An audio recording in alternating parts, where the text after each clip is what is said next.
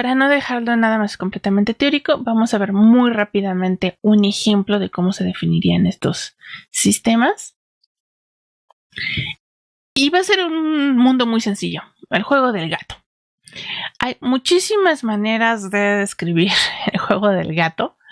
Entonces, esta es una manera, pero les recomiendo chequen el libro de Rig y Knight, que viene al final en la bibliografía, y van a ver que ellos proponen como 4 o 5 formas distintas de representar el mundo del gato, algunas con más ventajas, otras con más desventajas. Entonces, seleccionar la representación tanto del espacio de estados como de las transiciones, van a ver que tiene muchísimas variantes y ustedes tendrán que elegir la que más quieran cuando quieran resolver un problema, la que mejor les sirva. Entonces, en este ejemplo, bueno, vamos a empezar definiéndolo de manera un poco algebraica, de hecho. Vamos a definir cómo se ve nuestro espacio de estados en términos de un conjunto de símbolos. Vamos a pensar en el símbolo bolita cuando está tirando el primer jugador, un tache cuando está tirando el segundo jugador, y mi tercer símbolo es un cuadrito que lo voy a pensar como la casilla vacía. Entonces, ahora, ¿cómo se ve el espacio de estados? Este es el espacio de estados nada más. Bueno, van a decir, son todos los gatos, tales que un gato es una matriz de 3×3. Desde aquí ya empezamos a dibujar este cuadrito. Ahora, ¿qué peculiaridades tiene esta matriz de 3×3? Bueno, resulta que la entrada IJ de esta matriz tiene asociado algún símbolo que pertenece al conjunto que estaba acá arriba. Entonces tenemos una matriz 3×3 donde podemos tener bolitas, taches o cuadraditos en cada una de las entradas. Entonces, aquí estuvo ya. Ahora, aquí hay una cosa que se puede elegir, que es a lo mejor agregar algunas restricciones. Y estas restricciones podrían de alguna manera ya estar incluyendo las reglas del juego del gato. Hasta estos 2 elementos que están aquí, pues básicamente yo podría tener también esto como parte de mi espacio de estados. Podría ser una manera de definirlo, pero realmente en el juego del gato pues esperamos que esto no suceda, ¿no? Entonces, una alternativa es, bueno, también poner dentro de mi definición de espacio de estados algo que me diga que pues esto no debería de pasar porque en algún momento debería de haber jugado el segundo jugador, ¿no? Entonces, vamos a agregar esta parte de acá abajo para poner un poco de restricciones. Entonces, aquí también hago notar otra cosa. Recordemos que hay diferentes técnicas para especificar conjuntos. Esta técnica la estoy tratando de hacer lo más explícito posible, pero pues también puede haber definiciones implícitas de conjuntos, se puede tratar de enumerar todos los posibles estados o tratar de ponerlos, bueno, en este caso en términos de fórmulas. Entonces, esto que tenemos aquí abajo es una manera de poner un poco, limitar el número de asignaciones que puedo tener en las matrices, y lo que me está diciendo es el número de signos o que aparezcan tiene que tener alguno de los 2 valores. O es igual al número de taches o es igual al número de taches más 1. ¿Cómo interpretamos esta regla? Bueno, ¿cómo empieza el juego del gato? Nada más tira el primer jugador. Observemos que en este momento el número de taches pues es 0, ¿no? Entonces hay exactamente una bolita más que taches. Entonces básicamente es cuando acaba de tirar el primer jugador. En ese momento lo que tenemos es número de bolitas es igual a número de taches más 1. Después, cuando juega el segundo jugador, bueno, pone el tache en alguna parte. Entonces observemos que en este momento el número de bolitas es igual al número de taches. Entonces estamos en este otro caso. Después de eso, pues siempre vamos a estar alternando entre que le tocó al primer jugador y hay una bolita más que taches, o ya tiró el segundo jugador y entonces los números son iguales. Entonces, de esa manera ya limitamos a que los únicos estados que vamos a tener aquí van a ser tableros que realmente podrían haber ocurrido durante un juego del gato. Y entonces ya logramos definir las bolitas y los taches. Bueno, nos falta entonces definir cómo nos vamos a mover de un lado al otro del espacio de estados. ¿Qué acciones podemos realizar? Bueno, por ejemplo, tirar.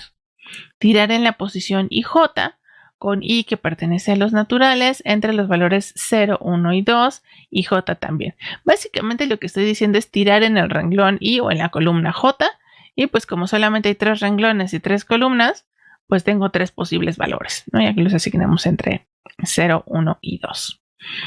Aquí vamos a decir ahorita que no hay eventos. Entonces nada más de alguna manera tengo que contar quién es el que está tirando, el primero o el segundo. Bueno, eso se va a especificar en la función gamma. Aquí tenemos la definición de la función gamma. Veamos que depende de dos valores, que eran el estado en el que estamos o la acción que se va a realizar. Y eso nos debería de decir a qué estado vamos a pasar. Entonces, en las precondiciones, lo que vamos a decir es que para que podamos transitar de un estado a otro, pues el lugar donde vaya a tirar nuestro jugador tendría que ser una casilla vacía. No podemos tirar donde ya tiró alguien más.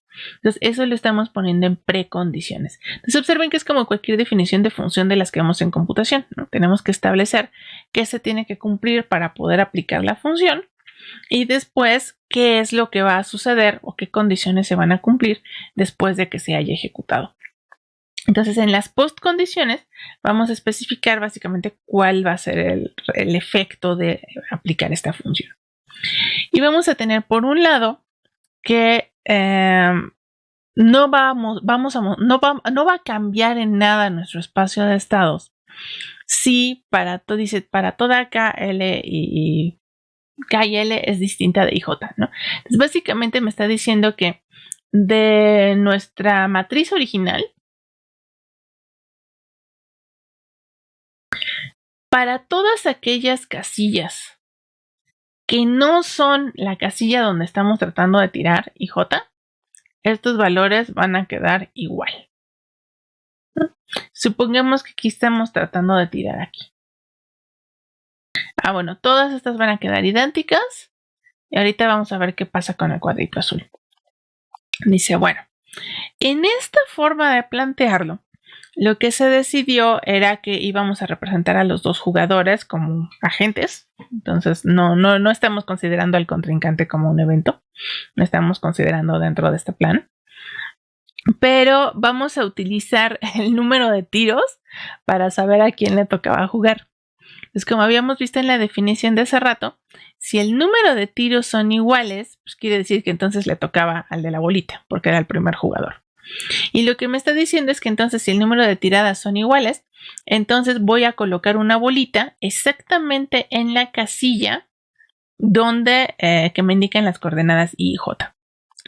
Aquí el cambio de índices es porque I y J se refieren al gato antes de hacer la tirada y KL son las coordenadas en el gato después de haber realizado la tirada. Entonces, por eso tenemos aquí que tenemos que especificar, de las coordenadas del gato después de, cuando los valores numéricos sean iguales al lugar donde estoy tirando, ahí van a poner la bolita. Ahora, ¿qué pasa si en mi estado que estaba originalmente ya tenía yo una bolita más que un tache? Pues entonces quiere decir que ya había tirado otra vez al primer jugador y por consiguiente mi regla de transición me dice que pues, el único que puede tirar en este momento es el segundo jugador. Entonces tenemos acá la bolita, me dice que entonces lo único que puedo tirar es un tache. ¿Ok? Entonces ya quedó aquí cómo se va a ver el gato después de haber tirado en la posición IJ. Ahora, cuando no va a hacer nada esta función, o vamos a decir que no está definida para esas entradas, bueno, dice que gamma de S, A y J va a ser igual al vacío si no estamos cumpliendo con la precondición. Si no estaba vacía la casilla y yo digo, sí voy a tirar aquí en el 0,0, pues entonces ahí digo que mi función no está definida. De hecho, vamos a decir al rato en la definición que esto no es aplicable porque no estoy cumpliendo con la precondición. Y en caso de que sí esté satisfaciendo esto, entonces ya teníamos aquí arriba la definición de cómo se va a ver el nuevo estado cuando aplique esta acción en este estado que está acá. Ahora, insisto, esta no es la única manera de definir el problema. puede tener unas cosas aquí un poco chistosas porque básicamente tengo un agente que simplemente está diciendo dónde tirar y dependiendo de dónde tire le están poniendo bolitas o techecitos, ¿no? Otras variantes que pueden llegar a hacer es decir, no, es que miren, en mi espacio de estado lo que yo quisiera es pues no solamente decir tira IJ, sino a lo mejor también pues tira el jugador bolita o el jugador tachecito, ¿no? Para que entonces también pueda decir, mira, es que el jugador que era el primer jugador trató de tirar cuando no le tocaba. Bueno, entonces no es aplicable porque además de ser cuadrito vacío, pues tendría que haber sido el jugador al que le tocaba su turno. Y eso va a afectar a todas las definiciones. De hecho, me tendría que regresar hasta acá, agregar aquí una variable que represente a qué jugador está jugando en un momento dado. Entonces cambiaría todo, ¿no? Un ejercicio muy interesante que ustedes pueden hacer es ver cómo cambiaría esta definición si en lugar de utilizar nada más la cuenta de bolitas y taches, pues intentan agregar también una variable que represente al jugador que le toca. Y entonces, insisto, van a poder representar aquí otro tipo de cosas, como decir, miren, es que el de la bolita no puede volver a tirar cuando apenas iba el del tache y cosas por el estilo. Entonces, dependiendo de cómo lo quieran trabajar, ustedes pueden probar diferentes definiciones. Y ese sería ahorita nuestro primer ejemplo.